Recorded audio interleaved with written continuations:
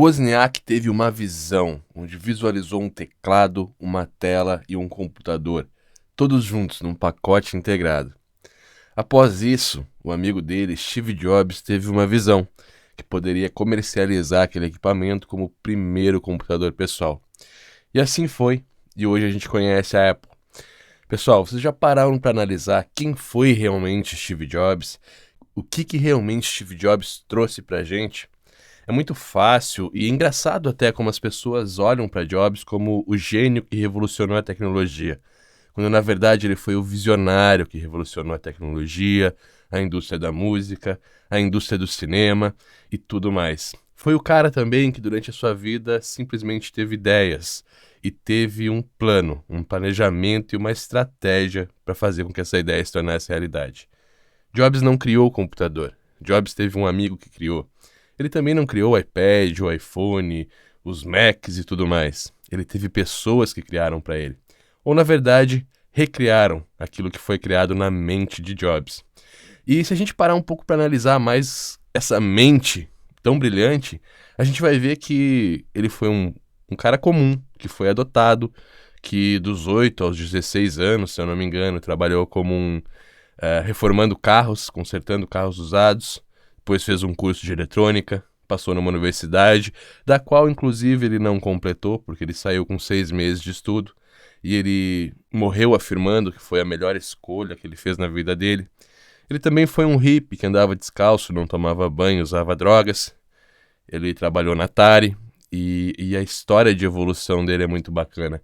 Quem ele foi é muito bacana. Analisar Jobs e entender o porquê dele é saber que tudo que ele teve foi sonhos e que ele acreditou nesses sonhos, que ele fez com que eles se tornassem realidade.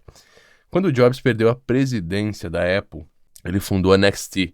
E a NXT, inclusive, foi comprada depois pela Apple pelos gadgets que ele estava inventando.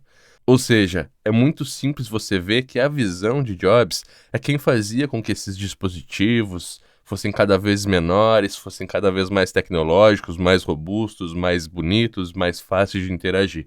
Ele tinha uma visão e essa visão carregava paixão. Ele amava o que ele fazia, ele amava inventar coisas que realmente mudavam a vida das pessoas. E até hoje a Apple traz isso. Quando ele investiu na Pixar Studios, que hoje é o maior estúdio de cinema com computação gráfica do mundo, ele também teve uma visão, né, de mudar a vida das pessoas através desses filmes. Tanto que os filmes que a gente recebe da Pixar são emocionantes, são desenhos, mas são desenhos que te passam uma lição de vida, que tem uma missão e tudo mais, como Up, Altas Aventuras, o Carros, o Aviões. São todos filmes nessa mesma pegada, que tem uma história e uma lição de vida. Tudo aquilo muito voltado para o sonho de Jobs, né, para aquilo que ele realmente queria trazer para a vida. O que a gente não analisa às vezes, né, é realmente o porquê de Jobs. Ou talvez o como. Como que ele fazia, por exemplo, para se vestir de manhã. Todos analisam que Jobs tinha simplesmente calças jeans, camisetas pretas, né? E o mesmo sapato em todos os lugares que ele ia. Mas o porquê? Você já parou para analisar os porquês dessas mentes milionárias, dessas mentes brilhantes? Jobs dizia que ele tinha a mesma roupa, a mesma calça, os mesmos tênis, e ele tinha várias unidades da mesma roupa no guarda-roupa dele, simplesmente para não interromper o processo criativo da manhã dele. Ou seja, eu já falei aqui nas aulas de Mindset que é muito importante, a técnica que eu uso, para mim é muito importante, que eu vá dormir com a mente limpa e pensando nos meus objetivos, para que eu possa ter ideias durante o meu sono. E de manhã eu gosto de ficar livre, de não pensar em nada, pelo menos pelas primeiras horas, para que eu possa processar o que o meu subconsciente tem a me entregar. Esse é o processo criativo de Jobs, né? De ter esse primeiro contato do dia com o seu subconsciente para que você possa processar as ideias que você teve durante a noite. E ele conta que as roupas que ele usava era isso.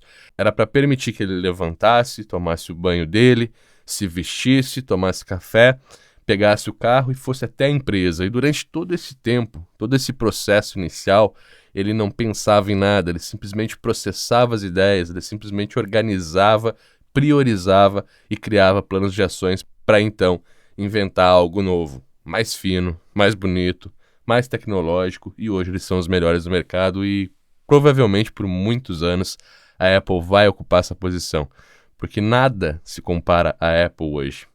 Isso é muito bacana, você começar a analisar realmente quem foi Jobs, o que ele trouxe para nós, o que ele fez por nós, e entender os porquês dele, entender os comos dele, faz com que a gente veja que realmente a visão é tudo que a gente precisa ter, é tudo que a gente realmente precisa trabalhar para que a gente possa conquistar o sucesso.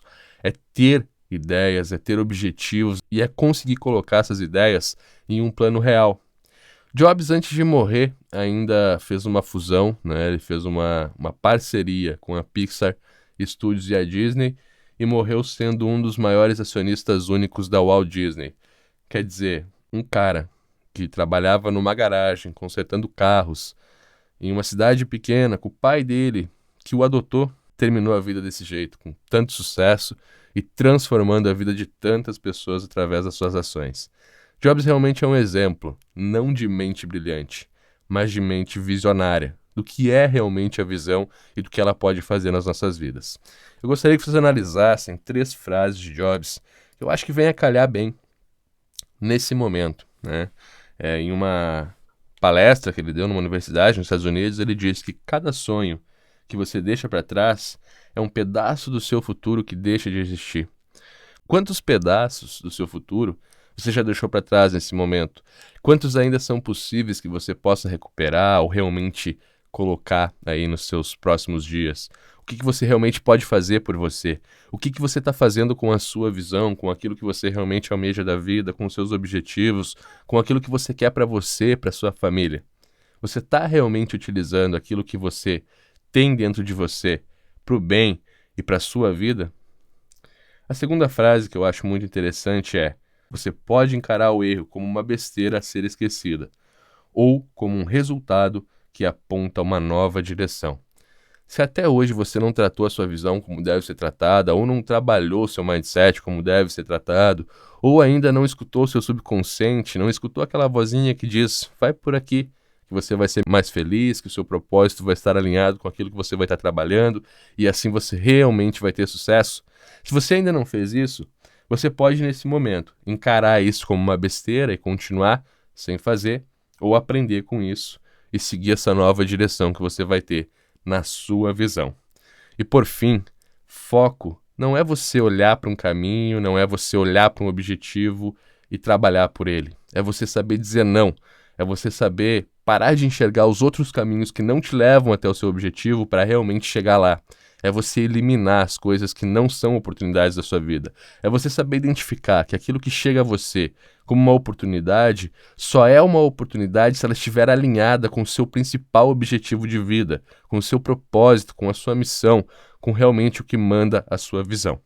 Um forte abraço e eu te vejo na próxima aula.